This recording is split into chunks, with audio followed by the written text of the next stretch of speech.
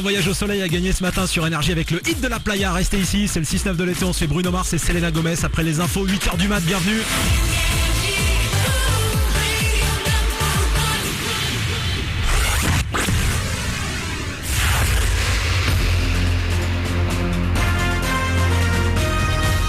Toute l'actu avec Frédéric Plat. Encore quelques coups de tonnerre possibles ce matin sur les Bouches-du-Rhône, le Var et les Alpes-Maritimes. Ces trois départements sont en vigilance orange jusqu'en début d'après-midi. Un peu de pluie pour l'Auvergne, remontant vers l'Alsace et les Alpes. Ailleurs, plutôt du soleil. Au thermomètre, 18-20 degrés en Auvergne au mieux aujourd'hui, 30 en Corse, 24 à Paris et Saint-Nazaire, 23 Colmar et Bourges. Demain week-end, demain soir vacances peut-être. Salut Fred. Salut Lionel, bonjour à tous. Après ce jeudi, on ne devrait plus trop entendre parler d'orage avant un moment. Hier encore, foudre, grêle et inondations ont touché l'Hexagone. À Paris, la ligne 1 du métro la plus utilisée par les touristes a pris l'eau. Des infiltrations ont provoqué un court-circuit interrompant le trafic à plusieurs reprises. Prenez les devants, un nouveau week-end chargé se prépare sur les routes pour ceux qui vont partir en vacances. Demain soir sera orange pour Bison Futé, avant du rouge samedi noir même sur l'A9 en bordure de Méditerranée. Tous les feux seront verts dimanche sauf dans le quart sud-est.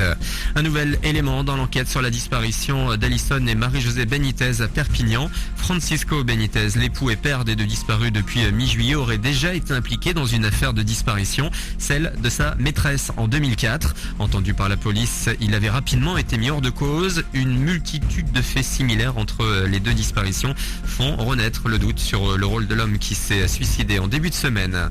Dans l'actu également, une omelette géante. 100 000 œufs ont été détruits hier soir devant le centre des impôts de Carhaix en Bretagne. Une vingtaine de producteurs souhaitaient ainsi protester contre la faiblesse des cours. En clair, ils gagnent moins d'argent qu'ils n'en dépensent pour les produire. La fin du Ramadan ce matin, après 29 jours de jeûne, les musulmans vont fêter l'Aïd el-Fitr ce jeudi. On estime à 3,5 millions le nombre de musulmans en France, dont quelques 800 000 pratiquants réguliers. L'islam est la deuxième religion de France après le catholicisme. Du sport et du foot avec demain le coup d'envoi de la Ligue 1. Le premier match de la saison se jouera à guichet fermé. 30 000 places auraient été vendues pour la rencontre Montpellier-PSG. Puis on reste dans le monde du foot et du cinéma. David Beckham, ancien joueur de Paris, va à 38 ans peut-être bien jouer le rôle du méchant sur grand écran. Il serait sur le point de décrocher son premier rôle dans The Secret Service aux côtés de Colin Firth, Michael Caine et Samuel L. Jackson. Ça reste à confirmer, le film est annoncé pour l'année prochaine dans les salles. Voilà pour vos infos. 8h01 sur Énergie, jeudi 8 août, et 6-9 de l'été avec Lionel. Bonne matinée.